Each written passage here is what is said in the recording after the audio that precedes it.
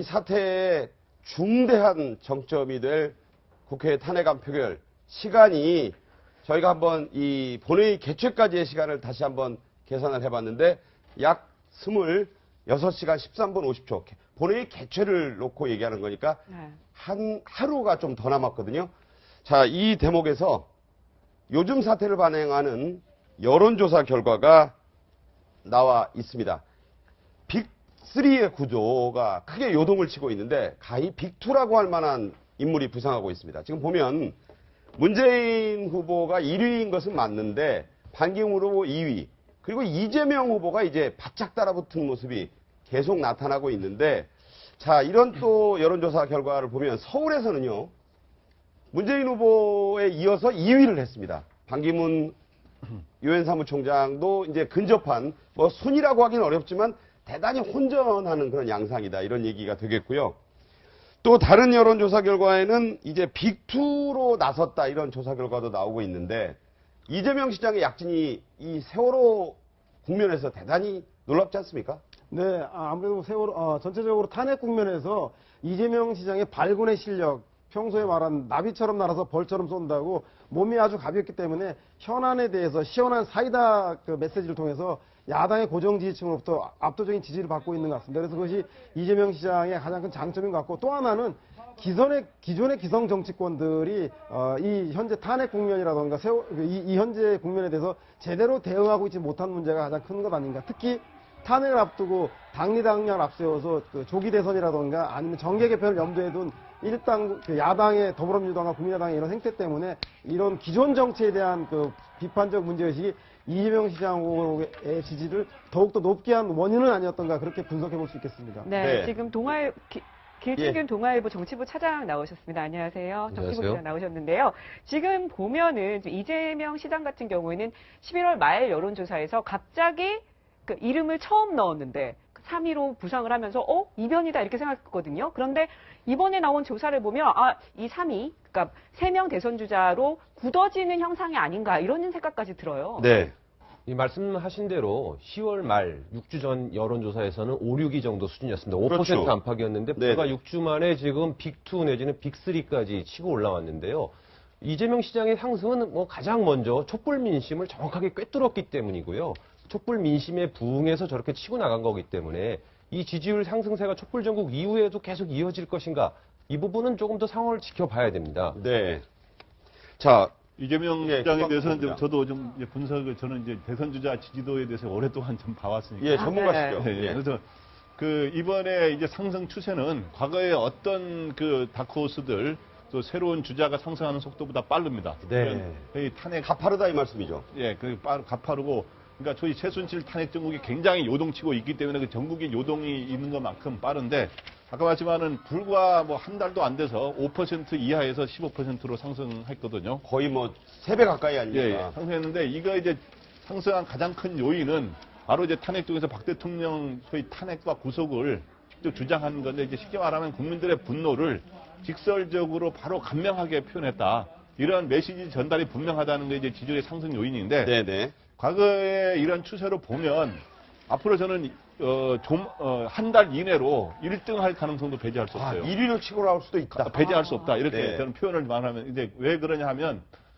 과거에 이인재, 정몽준 후보들이 한때 지지율이 거의 1위로 거의 갔다가 이제 떨어졌어요. 급락한 적이 있죠. 예, 1위로 둘 다 거의 1위 수준으로 갔거나 바로 넘었거나 이렇게 됐는데 그때 떨어졌을 때 한결같이 어떤 요인들이 있었냐면 여야의 협공이 이루어졌습니다. 그때. 근데 네. 현재는 이재명 시장에 대해서 지금 특별한 검증의 잣대가 들이대고 있지도 않고 네. 여야의 협공이 있는 게 아니라 오히려 지금 여당에서는 은근히 또 즐기면서 보는 측면이 있고 야당에서는 같은 당이라서 탄핵국에서 공격할 수 없는 이런 네. 상황이기 때문에 이런 여야의 협공이 없으면 그런 추세로 될 가능성도 있어서 지금 현재 그런데 문재인 전 대표 측에서 아마 겉으로는 표현 좀 약간 했습니다만은 네. 굉장히 긴장하고 있는데 최근에 사이다 고구마로 표현하지 않았습니까? 그렇죠. 네. 근데 이거는 그전에 그 미국에서 그 선거 전략가가 이야기하는 코끼리는 네. 생각하지 마.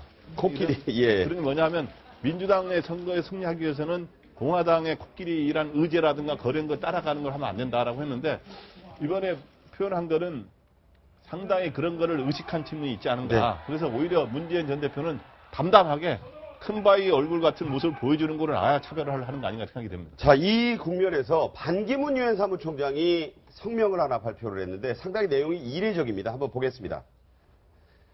누구도 나를 대신해 발언하거나 행동한다고 주장할 수 없음을 분명하게 밝힌다. 일부 단체나 개인들이 마치 자신을 대신해서 한국 정치 문제에 대해 말하는 것처럼 보도되고 있지만 그중 누구와도 전혀 관계가 없다. 매우 이례적인 톤이고 강력한 어조 아닙니까? 길 기자? 그렇습니다. 지금 반기문 유엔 사무총장이 또 유력한 대권 주자 중에 한 명인데 지지율이 상승하지 않는 가장 큰 이유 중에 하나는 새누리당 이미지가 너무 강하다는 거죠. 네. 친박 주자 아니냐. 이 저 말 속에는 사실 나는 새누리당 쪽 사람도 아니다. 그쪽으로 나를 네이밍하지 말라라는 뜻을 분명히 밝힌 것 같고요. 네. 이제 1월 중순에 돌아오면 어쩌면 조만간 바로 조기 대선 국면으로 들어가지 않겠습니까? 그렇다고 볼 수 그렇죠. 있죠. 그 상황 속에서 자신의 포지셔닝을 하기 위한 징검다리를 지금 만들고 있는 것 아닌가. 발언의 수위도 좀 강해지고. 그렇습니다. 네, 그런 지금- 거를 네. 염두에 둔 발언이라고 생각합니다. 네. 네. 그리고 뭐 제가 볼 때는 그런 그 새누리당 이미지를 벗어나기 위한 것도 있지만 개봉박두 그렇죠.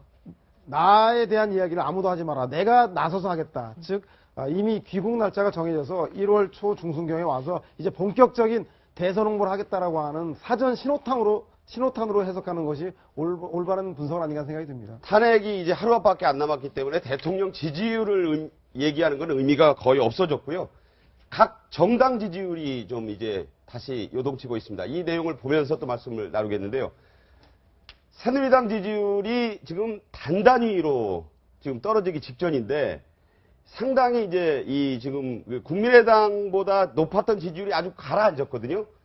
지금 현재로서는 그 정의당의 지지율이 있고 무당층이 상당히 지금 치솟은 걸로 나오잖아요. 그러니까 저 지금 그 결과에 그 제일 그 주목할 만한 거는 무당층이 25.7%가 됐다는 거죠. 그러니까 새누리당 그 여당에 대해서 분노한 그 층이 갈 데는 없어요. 중앙일보 여론조사에는 무당파가 50%를 훌쩍 넘고 있거든요. 예, 그러니까 새누리당 지지율은 단단입니다. 9.2%. 네. 그러니까 지금 그 여권의 그 여권층이 여권을 지지하는 층들이 무당파로 많이 갔다고 봐야 되고 네. 거기에 대해서 지금 국민의당이 그러니까 4.13 총선에서는 여당표였던 분들이 이제 새누리표 쪽이 국민의당 쪽으로 간 면이 있는데 탄핵 정국에서는 그거는 아닌 것 같아요. 그게 무당파로 간 것 같고 저는 저 정당 지지도가 대선에서 이후 조기 대선에서 어떻게 결과로 영향을 끼칠지가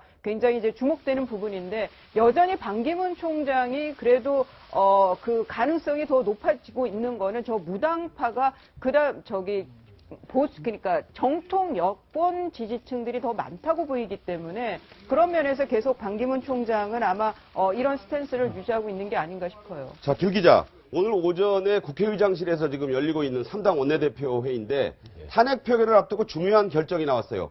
국회 경내 안에서는 집회를 할 수 없다. 이걸 새누리당 측에서 강력하게 요구한 거 아닙니까? 그렇습니다. 현행법상 국회 경내는 당연히 불법이고요. 그렇지만 국민의당 등 일부 야당에서 국회 안에서도 집회를 열게 허용해 주자라는 주장을 했습니다. 네. 이제 그렇게 되면 오늘 밤부터 이제 촛불 군중들이 국회 안에 들어와서 촛불을 켜고 탄핵 가결을 압박하지 않겠습니까? 그렇죠. 그런 것을 염두에 둔 주장이었는데 오늘 지금 오전 화면에 나오고 있습니다만 오늘 오전에 의장과 3당 대표가 모여서 그것은 불가능하고 다만 국회 밖에서 하는 집회는 허용을 하는 것을 검토해 보겠다. 지금 현행법에도 집시법에 따르면 국회 담장부터 100m 이내에서는 집회나 시위가 불가능합니다. 그렇지만 평화적 행사로서 촛불 집회를 국회 담장 바로 앞에서 할 수 있지 않겠느냐 이런 의견을 지금 나누고 있습니다. 네. 네. 경내까지 들어온 것은 안 된다. 예.